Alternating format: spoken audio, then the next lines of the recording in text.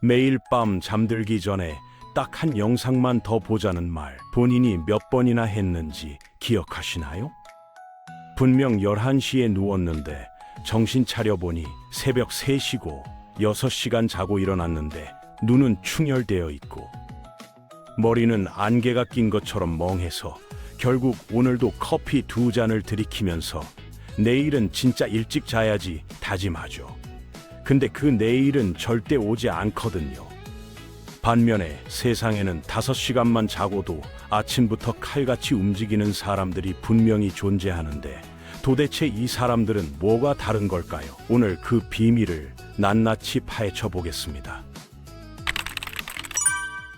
레는 잠을 잘 때 대략 90분을 한 주기로 돌아가면서 가벼운 수면에서 깊은 수면으로 그리고 렘 수면 단계까지 차례대로 거칩니다. 깊은 수면 단계에서는 근육이 회복되고 면역 체계가 충전되면서 몸 전체가 리셋되는 거고, 렘 수면에서는 뇌가 하루 동안 받아들인 정보를 정리하면서 기억력과 창의력이 회복되는 겁니다. 여기서 중요한 포인트가 나오는데, 이 주기들이 깔끔하게 돌아가면 5시간 반에서 6시간만 자도 8시간 이상의 회복 효과를 볼 수 있다는 거예요. 반대로 주기가 계속 끊기면 아무리 9시간을 자도 좀비처럼 일어날 수밖에 없죠. 블루라이트 때문에 멜라토닌 분비가 늦어지거나 카페인이 몸속에 남아있거나 스트레스로 뇌가 흥분 상태에 있으면 깊은 잠에 도달하는 게 거의 불가능해지거든요. 그러니까 우리가 진짜 목표로 삼아야 할 건 침대에 오래 누워있는 게 아니라 1시간당 얼마나 많은 깊은 수면과 렘 수면을 확보하느냐인 겁니다.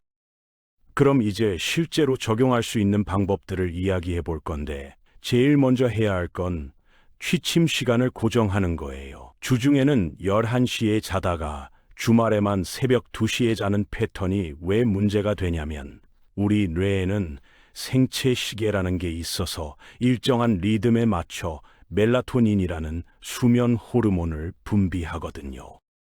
매일 같은 시간에 자고 일어나면 이 시계가 점점 정확해지면서 알람 없이도 눈이 떠지는 경지에 도달하는데, 불규칙하게 자면 뇌가 혼란에 빠져서 깊은 수면 시간이 확 줄어들어 버립니다.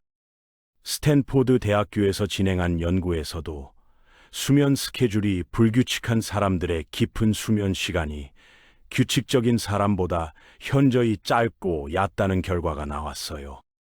그 다음으로 적용해 볼 건 90분 주기에 맞춰서 기상 알람을 설정하는 건데, 이게 생각보다 효과가 엄청 큽니다. 아까 말씀드린 것처럼 뇌는 90분마다 한 주기를 완성하는데, 깊은 수면 도중에 억지로 깨면 그 몽롱한 느낌이 오전 내내 이어지거든요.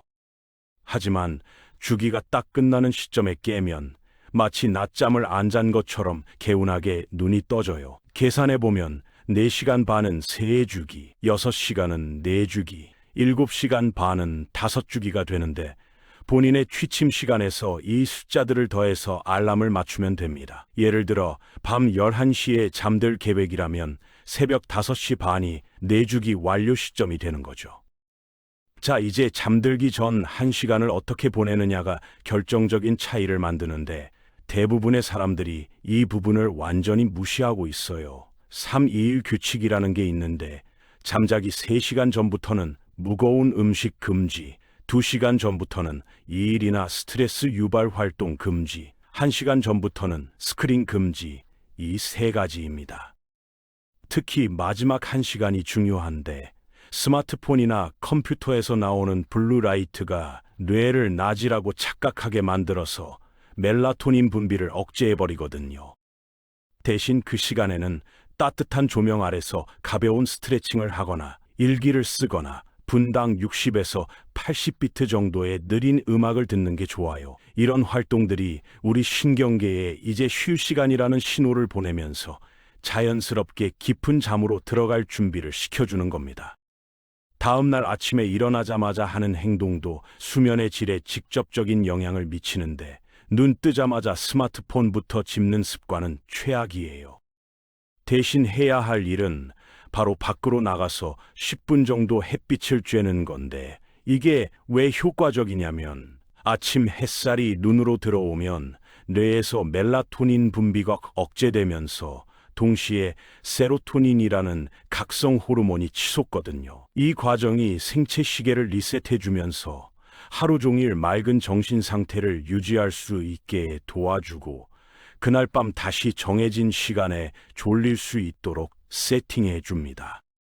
날씨가 흐리거나 실내에 있어야 하는 상황이라면 적어도 창가에서 자연광을 받는 것만으로도 효과가 있어요. 또 하나, 알람을 끄자마자 다시 눕고 싶은 유혹을 이기는 가장 좋은 방법은 즉각적인 신체 활동인데 차가운 물로 세수를 하거나 팔굽혀펴기를 20개 정도 하는 거예요. 심장 박동이 올라가면서 도파민과 노르아드레날린이 분비되는데 이 두 가지 호르몬이 수면 관성이라고 부르는 그 아침 특유의 멍한 상태를 3분 안에 완전히 날려버립니다. 알람 스누즈 버튼을 5번 누르면서 20분을 침대에서 뒹굴거리는 것보다 차라리 그 시간에 일어나서 움직이는 게 훨씬 덜 피곤하다는 게 아이러니하죠. 여기서 한 단계 더 나아가서 고급 최적화 기술들을 이야기해 볼 건데 카페인 타이밍부터 짚어보겠습니다. 커피를 좋아하는 분들 많을 텐데 오후 2시 이후에 마시는 커피는 그날 밤 수면을 완전히 망칠 수 있어요. 카페인이 몸에서 빠져나가는데 6시간에서 8시간이 걸리거든요.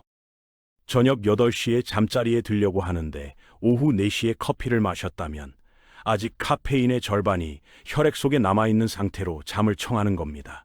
겉으로는 잠이 드는 것 같아도 깊은 수면 단계에 도달하는 시간이 최대 30%까지 줄어든다는 연구 결과도 있어요. 침실 환경도 엄청나게 중요한데 이상적인 수면 온도는 18도에서 20도 사이입니다. 체온이 살짝 떨어져야 뇌가 본격적인 수면 모드로 진입하거든요. 그래서 더운 여름에 에어컨 없이 자면 아무리 오래 자도 개운하지 않은 거예요. 빛은 완전 차단이 기본인데 작은 불빛 하나도 눈꺼풀을 통과해서 뇌에 신호를 보내기 때문에 암막 커튼이나 수면 안대를 쓰는 게 좋습니다. 소음은 완전히 조용하거나 일정한 백색 소음이 있는 게 좋은데 불규칙한 소리가 가장 나쁘거든요. 영양 보충도 한 가지 방법인데 마그네슘이 부족하면 수면의 질이 확 떨어진다는 연구들이 많아요. 마그네슘은 신경계를 이완시키는 역할을 하는데 현대인들은 식단에서 충분히 섭취하기 어렵거든요. 마그네슘, 글리시네이트 보충제나 아슈와간다 차 같은 것들이 신경을 진정시키는데 도움이 될 수 있는데 다만 어떤 보충제든 시작하기 전에 반드시 의사와 상담하는 게 중요합니다. 마지막으로 잠들기 전에 머릿속을 비우는 작업이 필요한데 내일 해야 할 일들이 머릿속에서 빙글빙글 돌아가면 뇌가 각성 상태를 유지하게 되거든요. 이걸 베타파 상태라고 하는데 잠에 들기 위해서는 알파파나 세타파 상태로 전환되어야 해요. 가장 간단한 방법은 잠자리에 눕기 전에 종이에 생각나는 모든 걸 적어버리는 건데 할 일 목록이든 걱정거리든 머릿속에서 꺼내서 종이 위로 옮기는 순간 뇌가 그걸 더 이상 기억하려고 애쓰지 않아도 된다고 인식합니다. 이 습관 하나만으로도 잠드는 시간이 눈에 띄게 줄어드는 걸 경험할 수 있어요. 결국 여기서 가장 중요한 마인드셋 변화가 필요한데 수면은 나약함의 상징이 아니라 최고의 성능을 내기 위한 도구라는 겁니다. 4시간 자고 버티면서 본인이 대단하다고 생각하는 사람들이 있는데 사실 그건 자랑이 아니라 뇌를 학대하는 거예요. 진짜 성공하는 사람들은 누가 더 늦게까지 버티나 경쟁하는 게 아니라 누가 더 맑은 정신으로 아침을 시작하나에 집중하거든요. 빈 컵으로는 아무것도 따를 수 없듯이 지친 뇌로는 좋은 아이디어도 올바른 판단도 나올 수가 없습니다. 잠을 줄이되 똑똑하게 자는 거, 이게 오늘 이야기의 핵심입니다. 몸이 깊이 쉬고 꿈을 생생하게 꾸고 아침에 힘차게 눈을 뜰 수 있도록 훈련하는 겁니다. 언젠가 알람보다 먼저 자연스럽게 눈이 떠지고 가슴이 차분하고 머리가 맑은 그런 아침을 경험하게 될 텐데 그때 깨닫게 될 거예요. 우리에게 필요한 건 더 많은 시간이 아니라 더 좋은 에너지였다는 걸요.